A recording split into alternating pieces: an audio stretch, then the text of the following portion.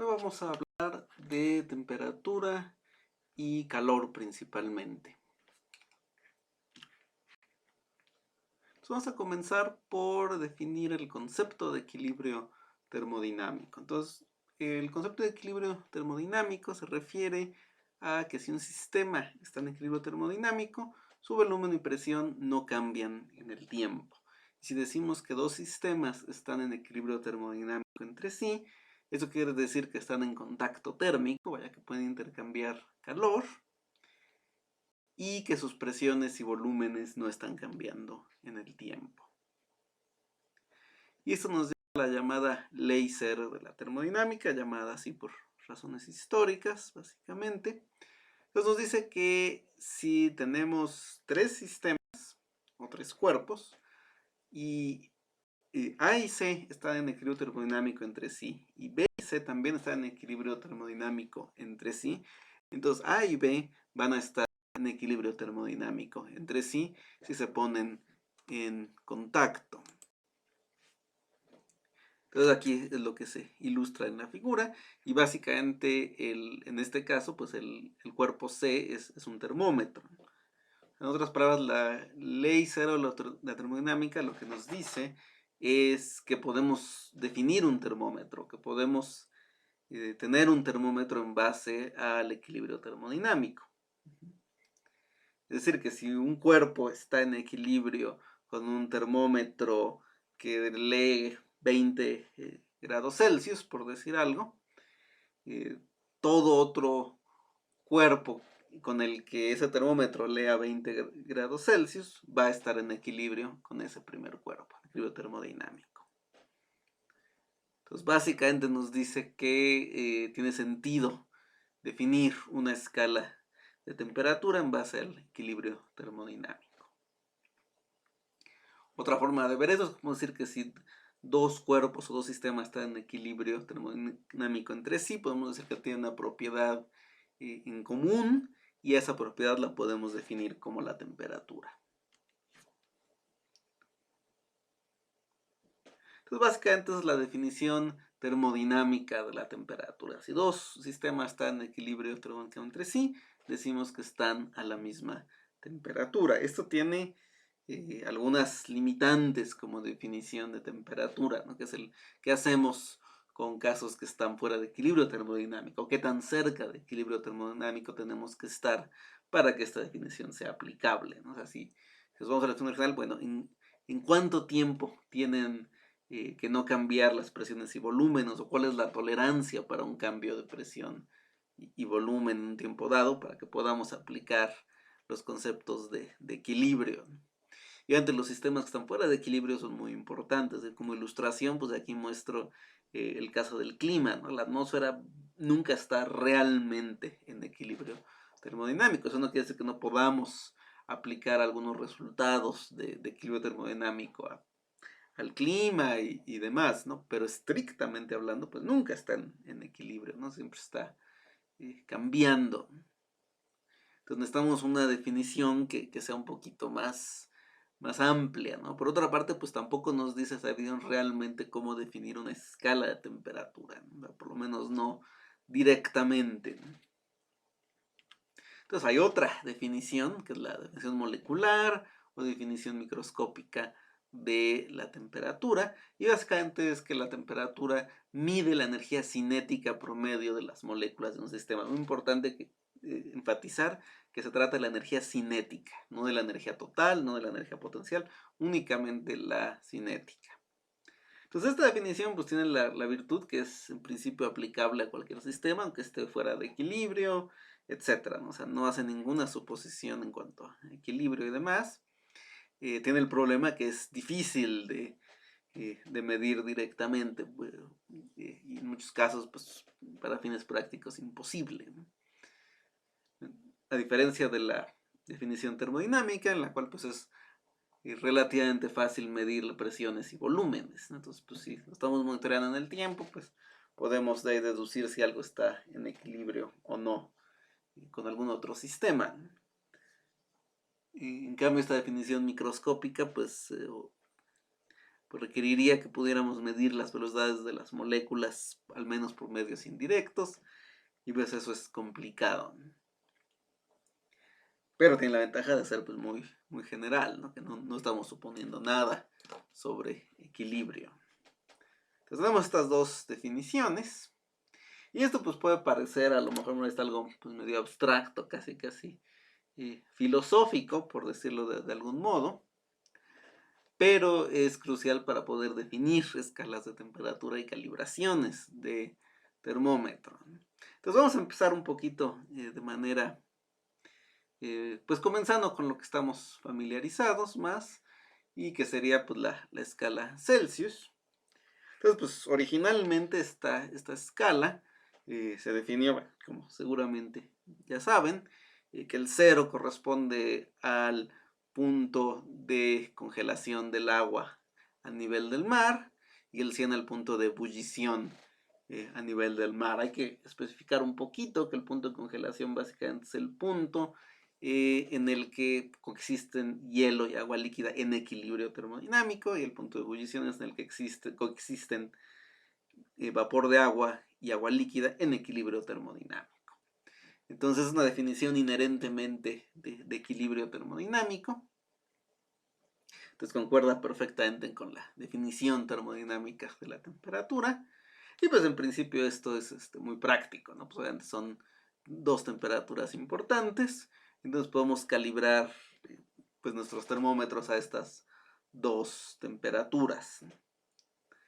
Entonces en principio, por ejemplo, pues podemos tomar la altura de la columna de algún líquido, como se muestra en la ilustración de arriba. Lo sumergimos eso en agua con hielo y vaya, ahí marcamos el 0, lo ponemos en agua hirviendo y ahí marcamos el 100, y pues dividimos el espacio entre las dos rayas en 100 partes iguales y ya en principio tenemos un termómetro, ¿no? Podríamos pues también calibrar del mismo forma un termómetro de infrarrojo. Vaya, tomamos una lectura con respecto a agua helada o agua con hielos y otra con respecto a agua hirviendo, y pues dividimos la diferencia entre 100, etcétera, ¿no? Hay muchos principios físicos que podemos usar para medir una temperatura. Por ejemplo, la resistencia de un alambre de platino, ¿no? Podríamos medir su resistencia cuando está sumergido en agua con hielo, cuando está sumergido en agua hirviendo, dividir la diferencia en resistencias entre 100 y así tendríamos nuestra escala, ¿no? O podríamos usar el largo de una barra de algún metal, ¿no? En particular, etcétera, ¿no? Hay muchos fenómenos físicos que podríamos usar para crear un termómetro, obviamente distintos líquidos, por ejemplo, en el caso de la altura de una columna, etcétera.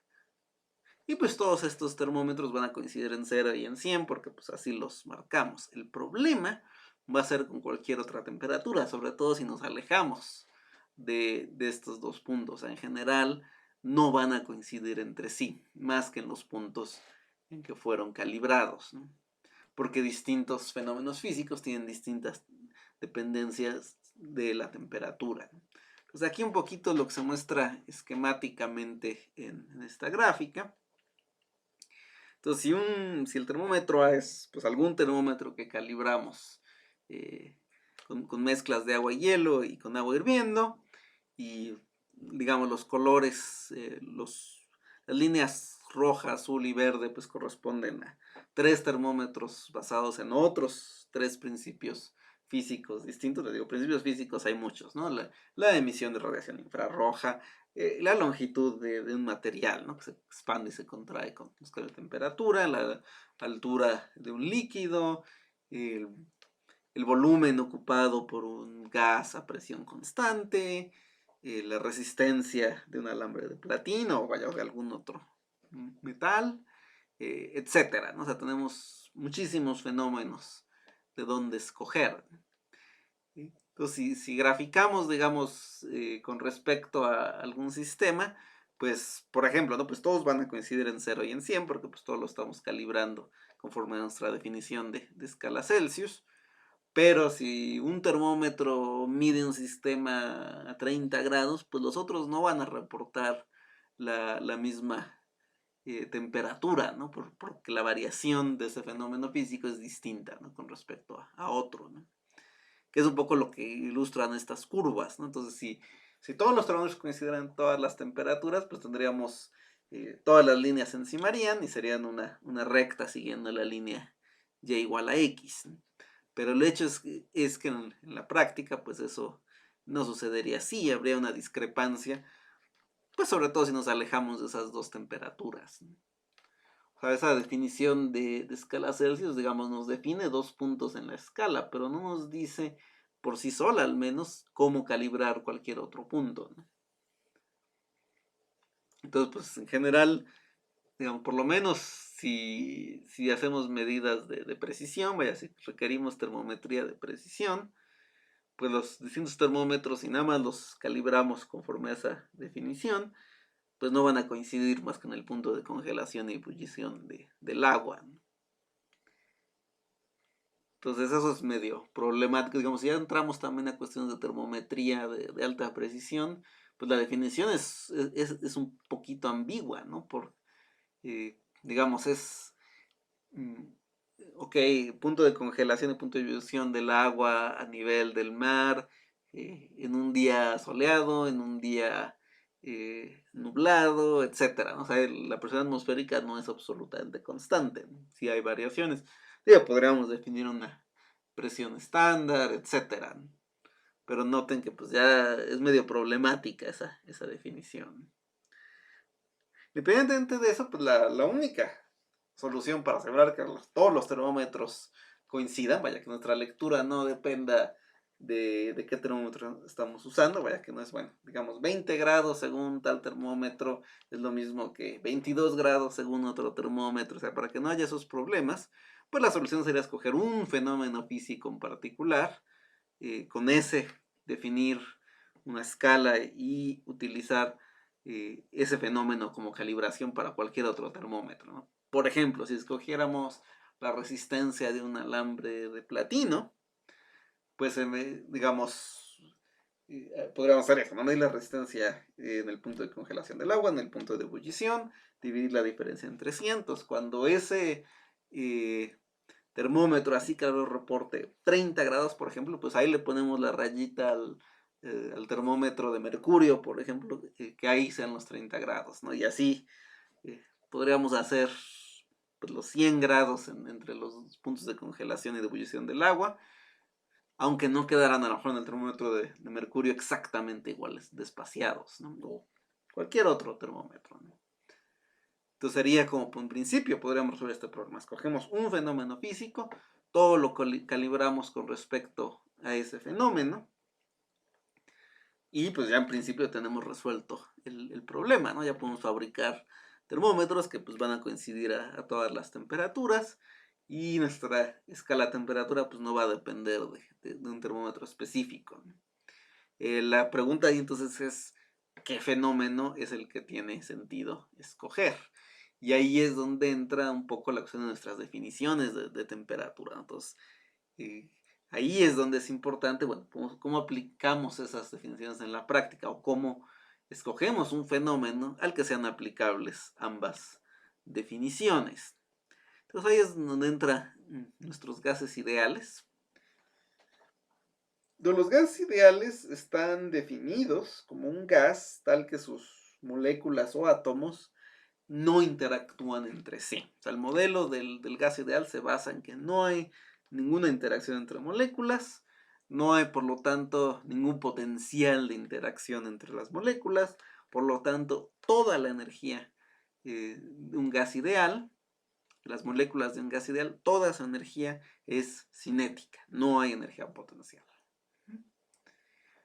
Si ese es el caso, entonces todas las propiedades macroscópicas de un gas ideal van a estar relacionadas únicamente con su energía cinética porque es la única energía que tiene. Ahí no entra la energía potencial, ¿no? Porque no hay.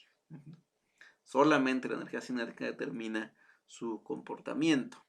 Entonces las propiedades macroscópicas de un gas ideal van a estar cercanamente relacionadas con la energía cinética y no con ninguna energía potencial. Entonces, digamos, el sistema natural que utilizar. Obviamente el gas ideal está a cierto punto una idealización, pero es una idealización bastante precisa en las circunstancias correctas, básicamente de baja densidad, ¿no? Entonces un gas de a baja densidad pues se comporta de manera bastante cercana al gas ideal, ¿no? Unos gases más cercanos que otros, etcétera. Todo eso lo podemos tomar en cuenta, ¿no? Para calibrar termómetros, etcétera.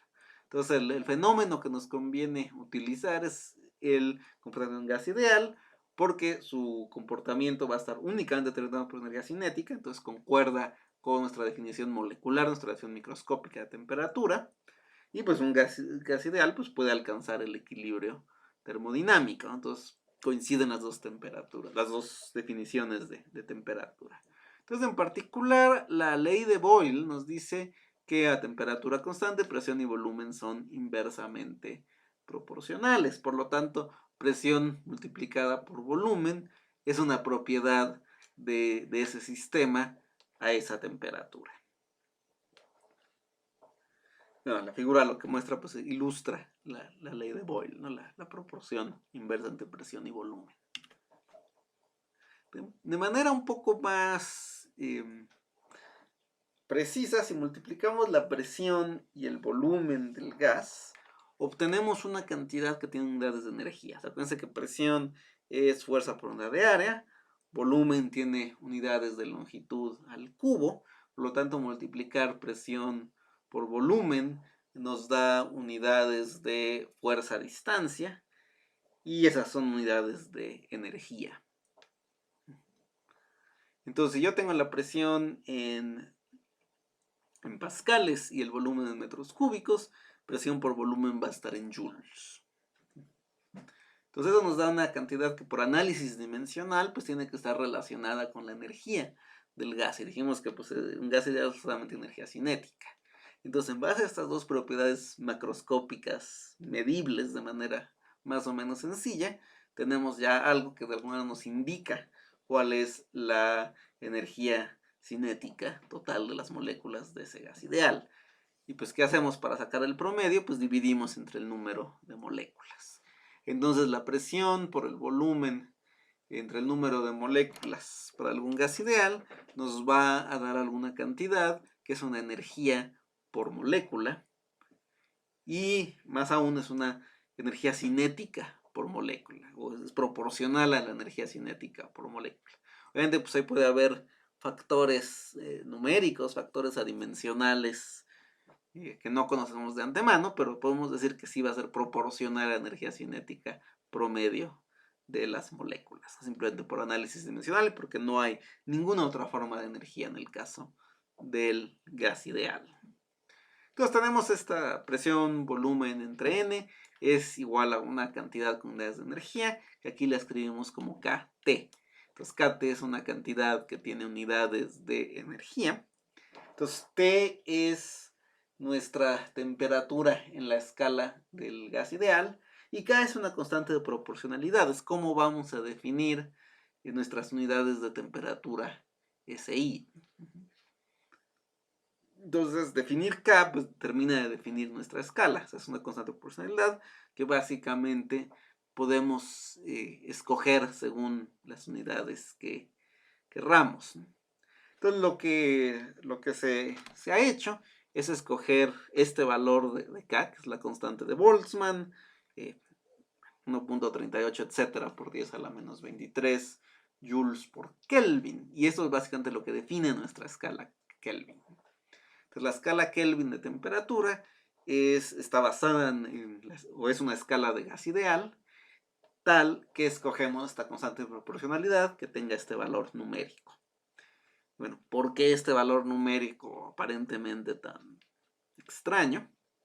Bueno, porque eso nos permite mantener que siga habiendo 100 unidades de temperatura entre el punto de congelación y de ebullición del agua a presión atmosférica a nivel del mar.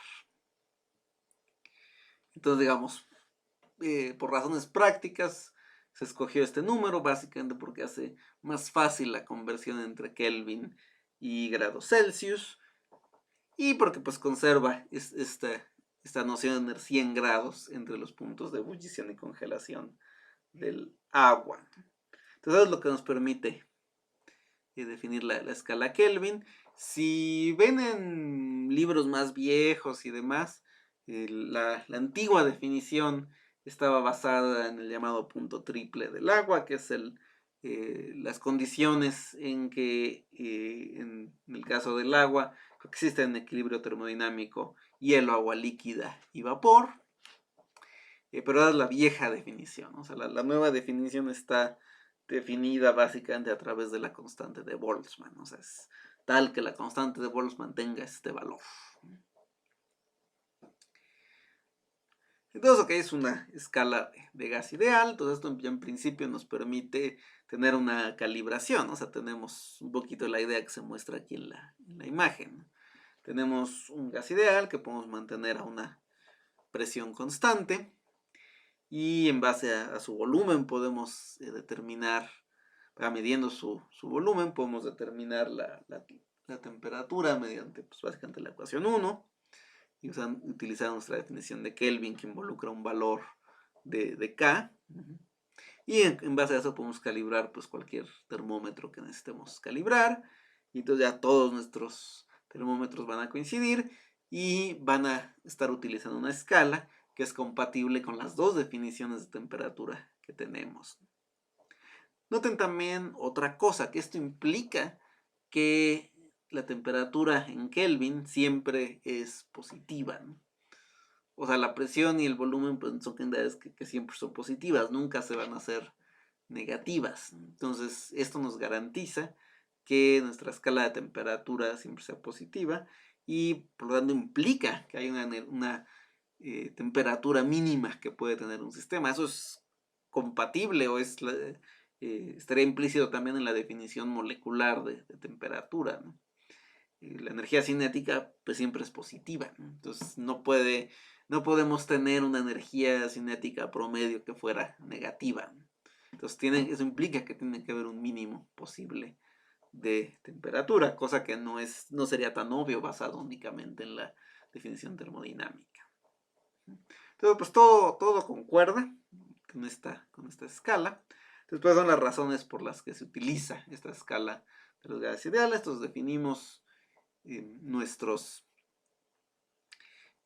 Kelvin en base a la ecuación 1 y a este valor numérico de la constante de Boltzmann. Y así tenemos nuestra escala. Entonces, pues lo siguiente es cómo convertimos entre otras escalas de unidades.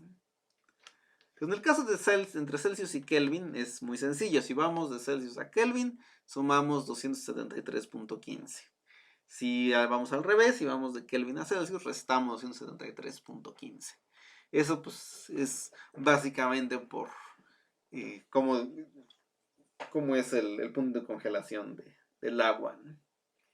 en Kelvin. O sea, el punto de congelación del agua a presión atmosférica serían 273.15 Kelvin.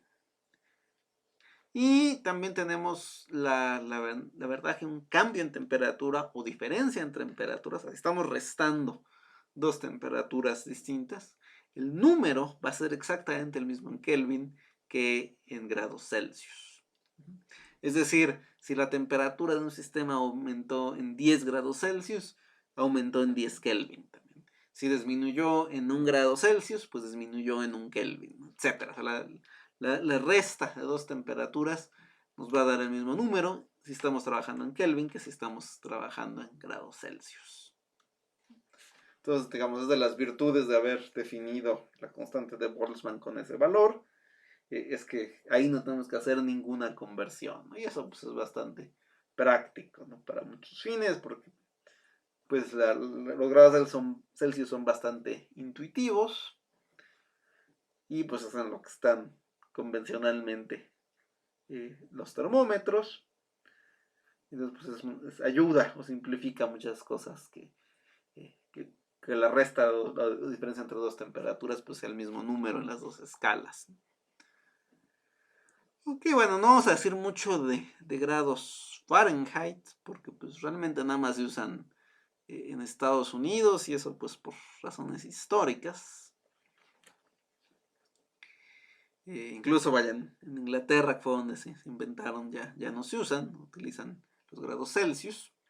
Pero la conversión, pues es la que aquí se dice, ¿no? Para pasar de Celsius a Fahrenheit hay que multiplicar por 9/5 y sumar 32.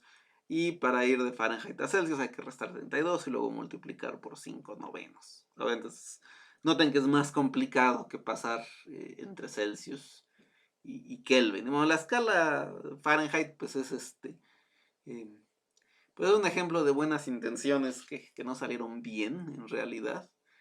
La idea de Fahrenheit era utilizar para el 0, digamos, un récord de frío en el invierno en Londres. Cosa que, bueno, aparte de que pues realmente, pues para los que no vivimos en Londres no sería algo terriblemente útil o un 0 particularmente valioso, pues con el cambio climático pues ya realmente no aplica, ¿no? El 0 que definió Fahrenheit, ¿no? O sea, ya no es relevante realmente ni siquiera en Londres, ¿no? Y para el 100, su intención era que fuera la temperatura promedio del cuerpo humano.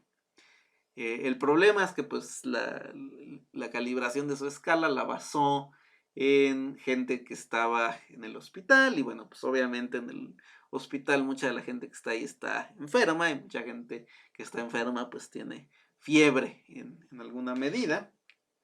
Entonces pues la temperatura promedio del cuerpo humano no es 100 Fahrenheit, 100 Fahrenheit corresponde a una febrícula, a una fiebre leve. Entonces, pues realmente ni el 0 ni el 100 tienen pues razones de ser muy aplicables hoy en día al menos. Pero bueno, por razones históricas pues se sigue usando en Estados Unidos y por eso pues les incluyo aquí las conversiones.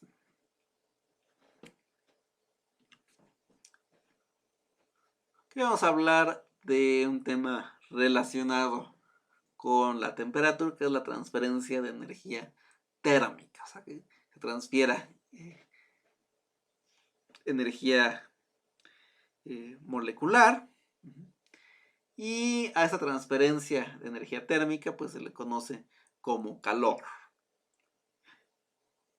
Y pues espontáneamente fluye de caliente a frío, como todos sabemos. Y digamos, especificado en algún sistema tipo gas, o algún tipo de fluido, vaya gases o líquidos, pues pueden recibir o transferir energía, ya sea en forma de calor, igual que los sólidos también lo hacen, y también como trabajo. Entonces, no, el caso de un gas a lo mejor es más dramático el efecto, y si cambia su temperatura, pues si mantenemos su presión constante va a cambiar el volumen, y eso implica un trabajo, ya sea de la presión externa comprimiendo el gas, o del gas haciendo trabajo contra la presión externa, ¿no? Puede ser un pistón, puede ser un globo, por ejemplo. Entonces, el trabajo recibido por un fluido es menos presión por diferencial de volumen. O sea, el diferencial de trabajo hecho sobre un fluido es menos presión por el diferencial de volumen. El menos básicamente es una cuestión de dirección. O sea, si el volumen está disminuyendo, pues eso quiere decir que la presión externa está comprimiendo al fluido y haciendo un trabajo sobre él. Entonces, básicamente por ahí o por esa razón es el menos. Entonces, bueno, son cantidades pues bastante medibles. Entonces, eso, digamos, la energía que transmite un gas puede ser por calor, que a su vez puede ser transmitido por conducción, por radiación, etc. O puede transferir energía por trabajo, que pues está relacionado con los cambios de volumen y obviamente pues los cambios de temperatura suelen estar acompañados de cambios de volumen. Entonces vamos a decir más sobre esto cuando hablemos de primera ley de la termodinámica y demás, porque pues no hemos visto todavía mucho de transferencia de calor, pero un poquito les adelanto sobre este tema, ¿no? Que aparte de la transferencia de calor, que pues es más o menos obvia en las temperaturas, pues puede haber también transferencias relacionadas con un trabajo realizado.